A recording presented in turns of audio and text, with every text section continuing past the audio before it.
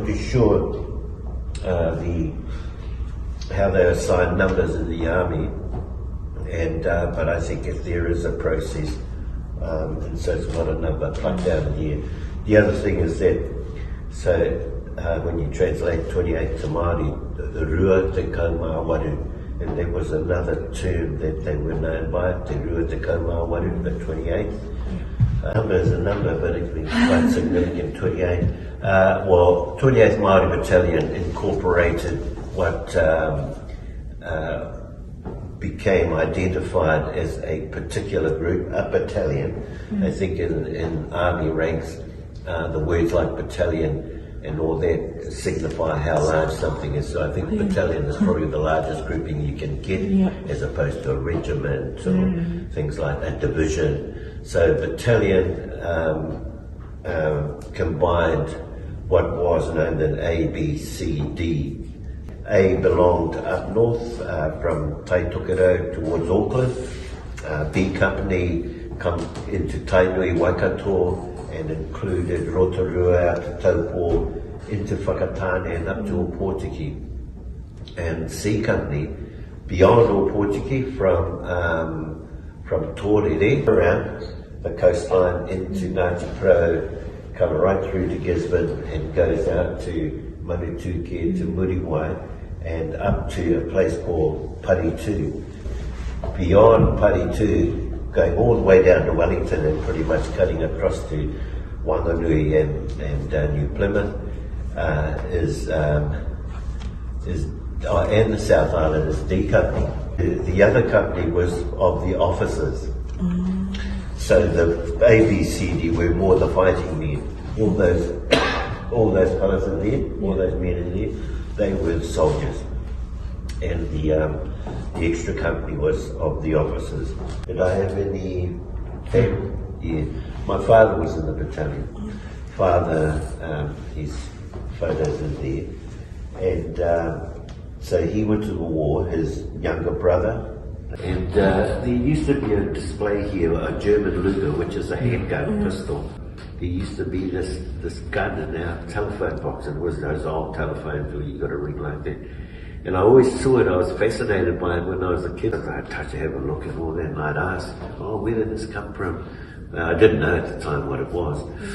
And then neither mum or dad would tell me, and neither my siblings would say whose it was. And it wasn't till years later that I found out it was our uncle who had brought it back, and he was having a smoke, and then next minute he felt something in his back, and he knew it was a barrel of a gun. So he just, smoking, just lift his smoke there, and he put his hands up, and then it started motioning around and turned around, so which he did with his hands up. And there was this German soldier looking at him, straight at him with his gun pointed at the man.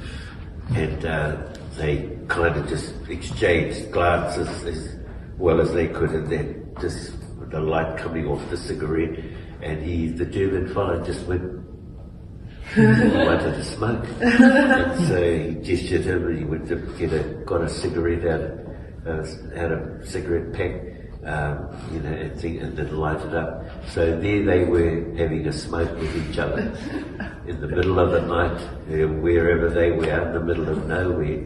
And so they finished their smoke and went to his gun, his pistol, and then he thinked it out and then put it in his hand. Gave it to my uncle, just as a gift. They had a Pākehā initially looking after the battalion. They weren't Māori commanders in charge. I do know that Peter Awatere was one of the commanders later in the life of the battalion, about halfway through the war. A bit of reservation on the part of Apina Ngata whether they should give him command of the battalion, because they thought he was a bit wayward. You couldn't quite trust that he would do the right thing, and rightly so, because it was a known fact that when it came to disputes amongst some of the soldiers, so classically you'll think, you got to go away to the superior officer and they'll do what. Oh boy, he used to strip off and have a fisticuff. But he was given command of it nevertheless, and I think that was in recognition of his, certainly his bravery and his ability to command. I wouldn't say that, like from a very young age, that I knew anything of the Māori battalion, but I know that probably when I was in intermediate school, so that's about year 7 and 8, I was curious about the war.